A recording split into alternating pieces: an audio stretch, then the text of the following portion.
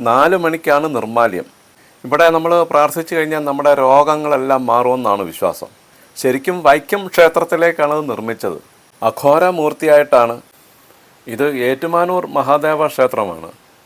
പരശുരാമൻ 108 ക്ഷേത്രങ്ങളിലാണല്ലോ പ്രതിഷ്ഠ നടത്തിയിട്ടുള്ളത്.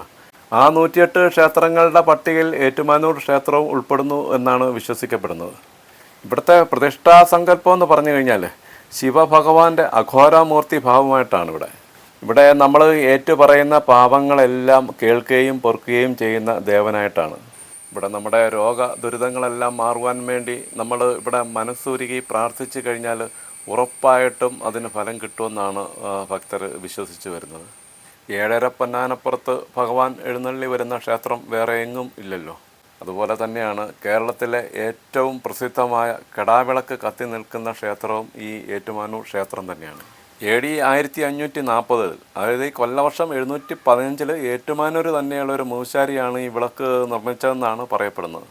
ഇവിടെ ഈ എണ്ണ വറ്റാതെയും തിരി കരിയാതെയും ഒക്കെ നൂറ്റാണ്ടുകളായി ഈ വിളക്ക് ഇപ്പോഴും ഇങ്ങനെ പ്രകാശിച്ചു കൊണ്ടിരിക്കുകയാണ്. ഈ വിളക്കിലെ എണ്ണ ഈ രോഗശാന്തിക്കും നമ്മുടെ ദുരിത നിവാരണത്തിനുമൊക്കെ വളരെ ഉത്തമമാണെന്നാണ് വിശ്വസിക്കുന്നത്. ഇവിടെ ഭഗവാൻ 3 ഭാവങ്ങളിലായിട്ടാണ്. രാവിലെ അഘോരമൂർത്തി, ഉച്ചയാവുമ്പം ശരംഭമൂർത്തി, വൈകിട്ട് അർദ്ധനാരീശ്വരൻ. അങ്ങനെയാണ് ഇവിടെ 3 രീതിയിലുള്ള പൂജകളും നടക്കുന്നത്. ഈ ക്ഷേത്രത്തിന് 1000-ലധികം വർഷത്തെ പഴക്കമുണ്ടെങ്കിലും പക്ഷേ ലിഖിതങ്ങളായ രേഖകളൊന്നും തന്നെ ലഭ്യമല്ല എന്നുള്ളതാണ്. ഇവിടെ ഈ ക്ഷേത്രത്തിൻ്റെ ശ്രീകോവിലിൻ്റെ ഉള്ളിൽ ഈ കോലെഴുത്ത് ഭാഷയിൽ ക്ഷേത്രം നിർമ്മിച്ച വർഷം കല്ലിൽ കൊത്തിയൊക്കെ വെച്ചിട്ടുണ്ട്. ഇവിടെ ഈ ക്ഷേത്രം 1542 പുനർനിർമ്മിക്കുകയും പിന്നെ 1545 പ്രതിഷ്ഠ നടത്തിയതായും രേഖപ്പെടുത്തിയിട്ടുണ്ട്. ഇവിടെ ക്ഷേത്രത്തിലെ ഉത്സവത്തിൻ്റെ 8ാം ദിവസം അർദ്ധരാത്രിയിലാണ് ഈ ഏഴര പൊന്നാന ദർശനം ഉള്ളത്. അന്ന് ഈ ശ്രീകോവിലിൽ നിന്നും ഏറ്റുമാനൂരപ്പന ക്ഷേത്ര മതിൽക്കെട്ടിനകത്ത് തന്നെയുള്ളൊരു ആസ്ഥാന മണ്ഡപമുണ്ട്. അങ്ങോട്ട് എഴുന്നള്ളിക്കും. അവിടെ 2 അടി പൊക്കമുള്ള 7 ആനയും 1 അടി പൊക്കമുള്ള 1 ആനയും. അങ്ങനെയാണ് ഏഴര പൊന്നാന എന്ന് പറയുന്നത്. ഈ ഏഴര പൊന്നാനെ നിർമ്മിച്ചിരിക്കുന്നത് ഓരോ ദിക്കുകളെ സങ്കല്പിച്ചുകൊണ്ടാണ്. ശരിക്കും അത് അഷ്ടദിക് ഗജമുഖങ്ങളാണ്. അത് എങ്ങനെയാണെന്ന് ഞാൻ പറയാം. ഇപ്പം കിഴക്ക് ഈസ്റ്റ് വരുമ്പം അതിന് പറയുന്നത് ഐരാവതം എന്നാണ്. തെക്ക് കിഴക്ക് വരുമ്പോഴത്തേക്കും പുണ്ടരീകം. തെക്ക് പടിഞ്ഞാറ് വരുമ്പോഴത്തേക്കും അത് സൗത്ത് വെസ്റ്റ് വരുമ്പോഴത്തേക്കും അതിൻ്റെ പേരാണ് കുമുദം. പടിഞ്ഞാറ് വരുമ്പോഴത്തേക്കും അതിൻ്റെ പേര് അഞ്ജനം. വടക്ക് പടിഞ്ഞാറ് പുഷ്പദന്തം. വടക്ക് വരുമ്പോഴത്തേക്കും സാർവഭൗമം. വടക്ക് കിഴക്ക് വരുമ്പം സുപ്രതീകം. ഇപ്പം ഞാൻ 7 ദിക്കുകളാണ് പറഞ്ഞത്. ഞാൻ ഒരു ദിക്കതി പറഞ്ഞിട്ടില്ല. അത് ഞാൻ പറഞ്ഞു കഴിയുമ്പോഴത്തേക്കും ഏഴര പൊന്നാനയുടെ നിങ്ങൾക്ക് മനസ്സിലാകും. തെക്ക് വശം, അത് തെക്ക് സൗത്ത്, അതിന് പറയുന്നതാണ് വാമനൻ. ഈ വാമനൻ എന്ന് പറയുമ്പോഴത്തേക്കും വാമനന് പൊക്കം കുറവായിരിക്കും. മനസ്സിലായോ?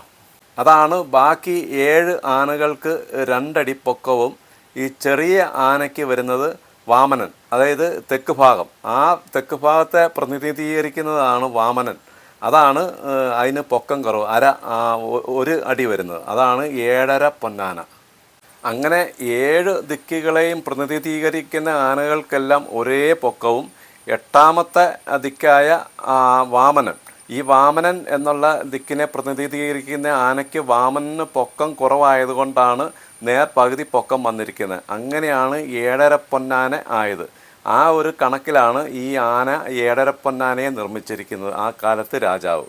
ഇനി ഈ ഏഴര പൊന്നാനയെ ശരിക്കും ഏറ്റുമാനൂർ മഹാദേവ ക്ഷേത്രത്തിലേക്ക് കൊണ്ടുവന്നതല്ല, വൈക്കം മഹാദേവ ക്ഷേത്രത്തിലേക്ക് കൊണ്ടുപോയ ആനയാണത്. അതിനായിട്ട് അനിഴം തിരുനാൾ മാർത്താണ്ഡവർമ്മയാണ് വൈക്കം മഹാദേവ ക്ഷേത്രത്തിലേക്ക് ഈ ഏഴര പൊന്നാനകളെ നടക്കി ഇരുത്തിയേക്കാമെന്ന് നേർന്നത്. പക്ഷേ അദ്ദേഹത്തിന് അത് കൊടുക്കുവാൻ സാധിച്ചില്ല. അദ്ദേഹം 1758 അദ്ദേഹം നാട് നീങ്ങി. അതുകൊണ്ട് അദ്ദേഹത്തിന് ആ ആഗ്രഹം സാധിക്കാതെ പോയി. പിന്നീട് രാജാവായിട്ട് വന്ന കാർത്തിക തിരുനാൾ രാമവർമ്മ മഹാരാജാവാണ് പിന്നെ ആ കൃത്യം നിറവേറ്റുന്നത്. അങ്ങനെയാണ് ഈ അഷ്ടദിക് ഗജങ്ങളുടെ കണക്കിൽ ഏഴര പൊന്നാനകളെ നിർമ്മിക്കുന്നത്. അതിനായി വരിക്കപ്ലാവിൻ്റെ കാതലിൽ 7 വലിയ ആനകളെയും ഒരു ചെറിയ ആനയെയും നിർമ്മിച്ചിട്ട് അതിൽ സ്വർണം പൊതിയുകയാണ് ചെയ്തിരിക്കുന്നത്. എന്നിട്ട് ഏഴര പൊന്നാനകളുമായിട്ട് വൈക്കം മഹാദേവ ക്ഷേത്രത്തിലേക്ക് യാത്ര തിരിച്ച്. അങ്ങനെ യാത്രാ മധ്യേ വിശ്രമിക്കുവാനായിട്ട് അവർ ഏറ്റുമാനൂർ മഹാദേവ ക്ഷേത്രത്തിൽ ഈ 7.5 പൊന്നാനകളെ അവിടെ വെച്ച് അന്ന് അവർ അവിടെ വിശ്രമിച്ചു.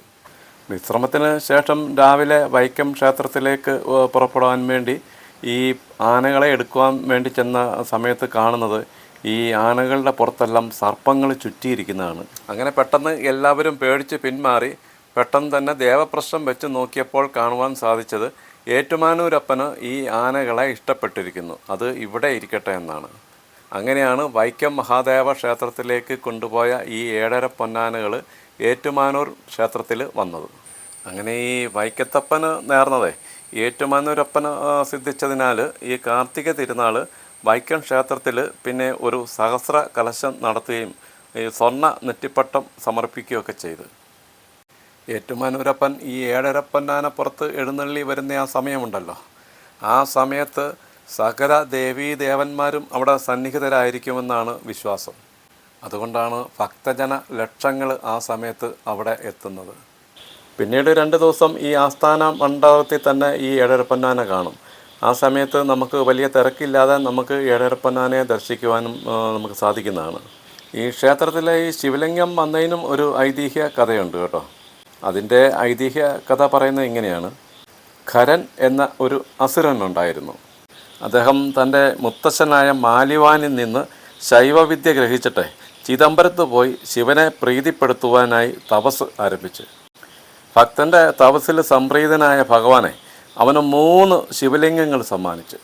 ഈ ഖജൻ 2 കൈയിലും ഓരോ ശിവലിംഗവും 3ാമത്തെ ശിവലിംഗം കടിച്ചു പിടിച്ചുകൊണ്ടും ആകാശമാർഗം ഇങ്ങനെ സഞ്ചരിച്ചു.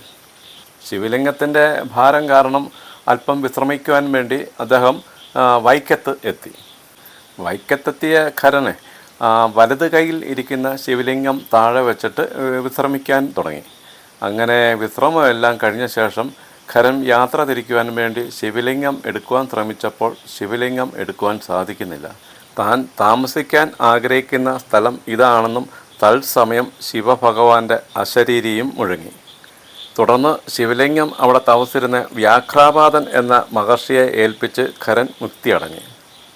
തുടർന്ന് തൻ്റെ ഇടത് കൈയിൽ ഇരുന്ന ശിവലിംഗം ഖരൻ ഏറ്റുമാനൂർ മഹാദേവ ക്ഷേത്രത്തിലും വായ കൊണ്ട് കടിച്ചു പിടിച്ച ശിവലിംഗം കടുത്തുരുത്തി തളിയ മഹാദേവ ക്ഷേത്രത്തിലും പ്രതിഷ്ഠിച്ചു.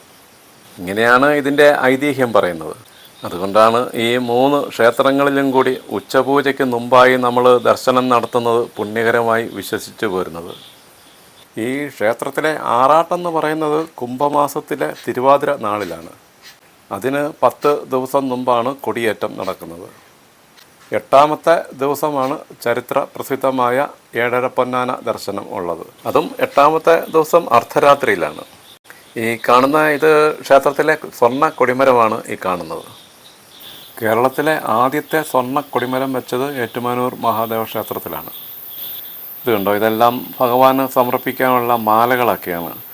മുല്ലപ്പൂമാലയുണ്ട്, ചെത്തിപ്പൂമാലയുണ്ട്, ഗണപതിക്ക് ഉള്ള കറുകമാല, അങ്ങനെയെല്ലാം ഉണ്ട്. ഇത് കണ്ടോ, ഇത് ഭഗവാനുള്ള ഇത് എരിക്കിൻ്റെ മാലയാണ്.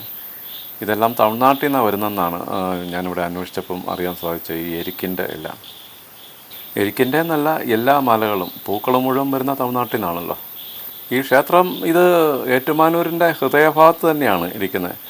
MC റോഡിൻ്റെ കിഴക്ക് ഭാഗത്താണ് ഈ ക്ഷേത്രം സ്ഥിതി ചെയ്യുന്നത്. ഏറ്റുമാനൂർ റെയിൽവേ സ്റ്റേഷൻ വരുന്ന ഈ ക്ഷേത്രത്തിൻ്റെ അടുത്ത് തന്നെയാണ്. ഏതാണ്ട് 1.5 കിലോമീറ്റർ മാറിയാണ് റെയിൽവേ സ്റ്റേഷൻ വരുന്നത്.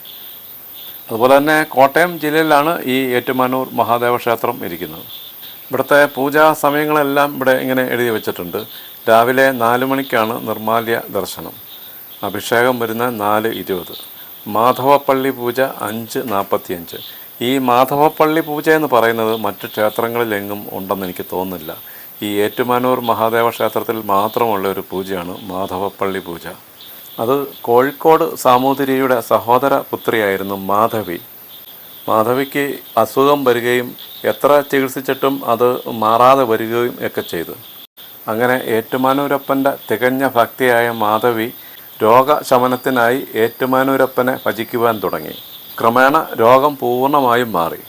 രോഗശമനത്തിന് ശേഷം മാധവിയോടൊപ്പം സാമൂതിരിയും പരിവാരങ്ങളും എല്ലാവരും കൂടി ഏറ്റുമാനൂർ ക്ഷേത്രത്തിൽ എത്തി ഭഗവാന് നിധികുംഭങ്ങളും തിരുവാഭരണങ്ങളും ഒക്കെ സമർപ്പിച്ചു. കൂടാതെ ഭഗവാന്റെ നട തുറന്ന ശേഷമുള്ള ആദ്യ പൂജ മാധവിയുടെ പേരിൽ നടത്താനായി 336 പറ നിലവും പുരയിടവും ക്ഷേത്രത്തിലേക്ക് വഴിപാടായി നൽകുകയും ചെയ്തു. ഈ നിലം മാധവിപ്പള്ളി നിലം എന്നാണ് അറിയപ്പെടുന്നത്. ഇതിൻ്റെ ആദായം ഉപയോഗിച്ച് നടത്തുന്ന ഒരു പൂജയാണിത്. അതാണ് മാധവിപ്പള്ളി പൂജ. അത് മറ്റു ക്ഷേത്രങ്ങളിലെങ്ങും ഇല്ല. പടിഞ്ഞാറേക്ക് ദർശനമുള്ള ഈ ക്ഷേത്രത്തിൽ ഭക്തർ ഏറ്റുപറയുന്ന പ്രയാസങ്ങൾ എല്ലാം കേൾക്കുകയും പൊറുക്കുകയും ചെയ്യുന്ന ദേവനാണുള്ളത്.